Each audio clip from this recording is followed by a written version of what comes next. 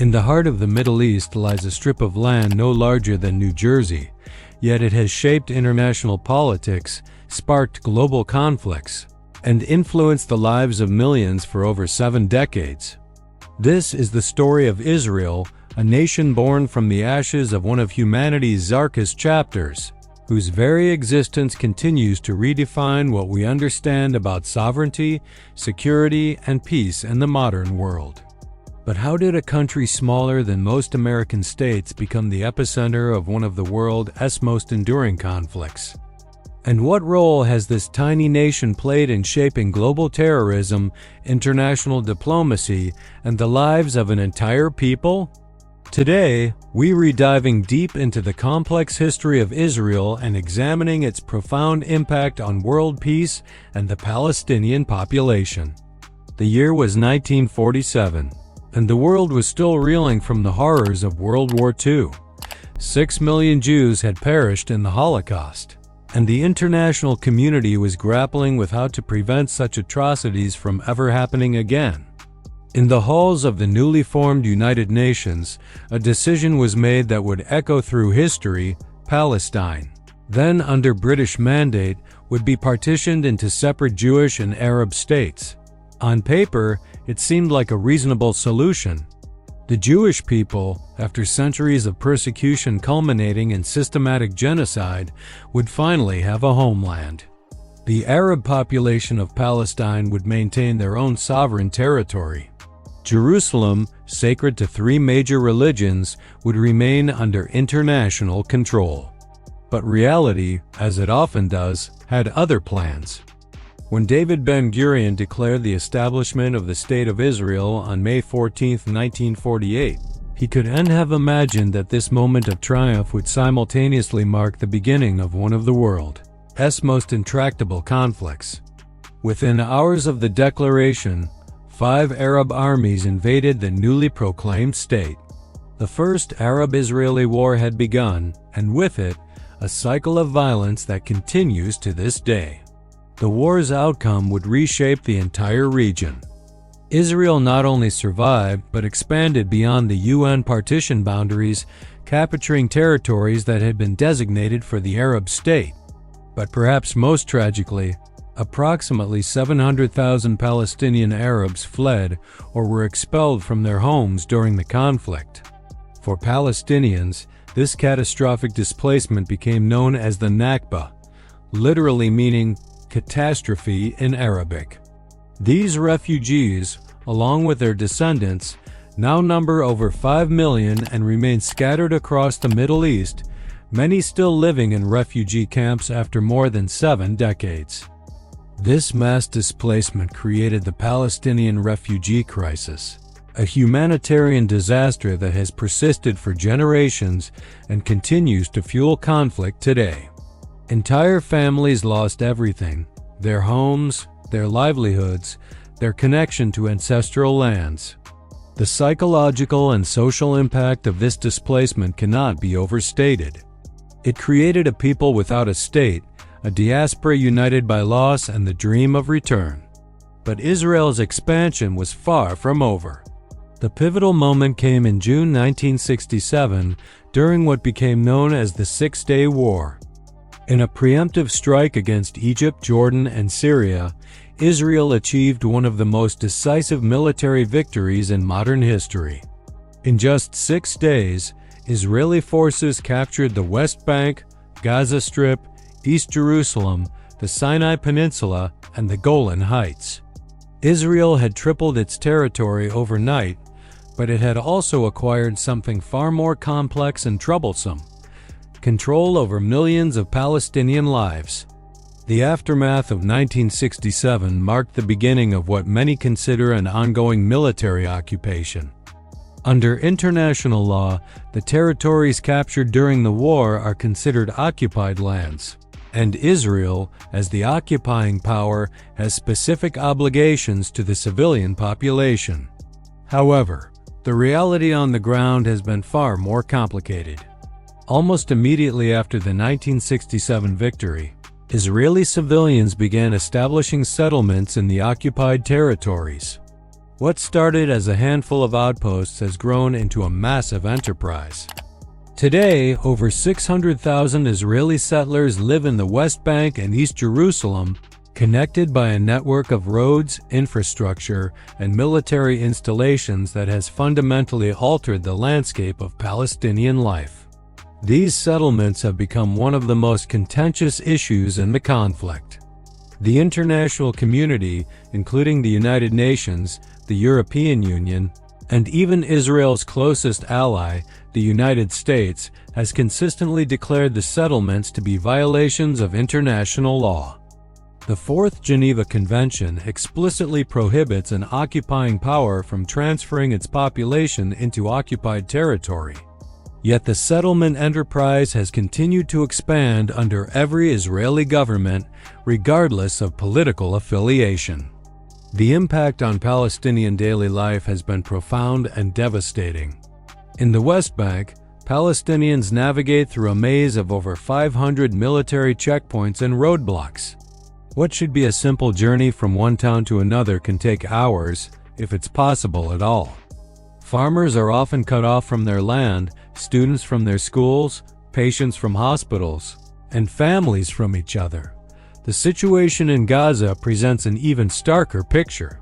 After Israel's withdrawal of settlers and military forces in 2005, many hoped the territory might become a model for Palestinian self-governance. Instead, when the militant group Hamas won Palestinian elections in 2006 and took full control of Gaza in 2007, Israel imposed a comprehensive blockade that continues today. This blockade has effectively turned Gaza into what many describe as the world's largest open-air prison. With 2.3 million people crammed into just 140 square miles, making it one of the most densely populated areas on Earth, Gaza has become a humanitarian catastrophe. The blockade severely restricts the movement of people and goods, leaving 97% of the water unfit for human consumption, electricity available for only a few hours each day, and unemployment rates hovering around 40%. The psychological impact on Gaza's population, particularly its children, has been devastating. An entire generation has grown up knowing nothing but blockade, recurring wars, and limited opportunities. Mental health professionals speak of widespread trauma, depression, and a phenomenon they call learned helplessness among Gaza's youth. But Gaza's isolation hasn't brought security to either side. Instead, it has become a powder keg that explodes into violence with tragic regularity. Since 2008, Gaza has experienced multiple devastating wars and military operations. Each conflict follows a similar pattern: rocket fire from Gaza, massive Israeli military response, hundreds or thousands of casualties, temporary ceasefires, and then the cycle begins again. These recurring conflicts have had profound implications far beyond the borders of Israel and Palestine. The Israeli-Palestinian conflict has become a source of inspiration and justification for militant groups worldwide. From Al-Qaeda to ISIS, terrorist organizations have consistently pointed to the suffering of Palestinians as evidence of Western and Israeli aggression against Muslims. The conflict has also created deep fissures in international relations. For decades, it has been a source of tension between the United States and much of the Muslim world. American support for Israel, while maintaining its strategic alliance, has complicated U.S. foreign policy throughout the Middle East. European nations have found themselves caught between their historical guilt over the Holocaust and their growing concern over Palestinian human rights. Within international institutions, the conflict has created permanent divisions. The United Nations has passed more resolutions concerning Israel and Palestine than any other issue. Yet these resolutions have had little practical impact on the ground. The UN Human Rights Council has become a battleground where the conflict is relitigated year after year, often overshadowing other global human rights crises. The ripple effects extend far beyond diplomacy. The conflict has contributed to regional instability that has enabled the rise of various militant groups. Iran has used the Palestinian cause to extend its influence throughout the Middle East, supporting groups like Hamas and Hezbollah as proxies in its confrontation with Israel and the United States. This has created a web of regional tensions that has contributed to conflicts in Lebanon, Syria, and beyond. The human cost of this protracted conflict cannot be measured in statistics alone. For Israelis, it has meant generations living under the constant threat of terrorism and war. Bus bombings, rocket attacks, and suicide bombings have claimed thousands of innocent lives and traumatized an entire society. The psychological impact of constant vigilance, of sending children to school not knowing if they'll come home safely, has shaped Israeli society in profound ways. For Palestinians, the cost has been even more devastating. Beyond the immediate casualties of war and violence, there's the slow-motion catastrophe of occupation, displacement, and the systematic erosion of hope. Entire communities have been uprooted, families separated by walls and checkpoints, and economic development stunted by restrictions and closures. Yet this conflict isn't just about two peoples fighting over one land. It has become a symbol and a catalyst for broader tensions between the Islamic world and the West, between notions of historical justice and contemporary security, between the rights of established states and dispossessed peoples. The international community has tried repeatedly to resolve this conflict. From the Camp David Accords to the Oslo process, from the Arab Peace Initiative to countless UN resolutions, diplomats have spent decades crafting potential solutions. The basic parameters have remained remarkably consistent. A two-state solution with Israel and Palestine living side by side in peace and security. Yet implementation has proven elusive. Recent years have brought new complications.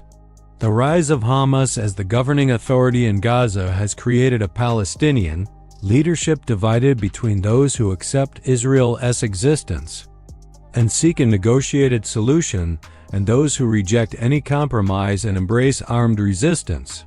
On the Israeli side, the continued expansion of settlements has made the territorial basis for a Palestinian state increasingly difficult to achieve. The conflict has also evolved with changing global dynamics. The rise of Iran as a regional power has added new dimensions to the conflict, with Tehran using Palestinian suffering to justify its opposition to Israel and American influence in the region.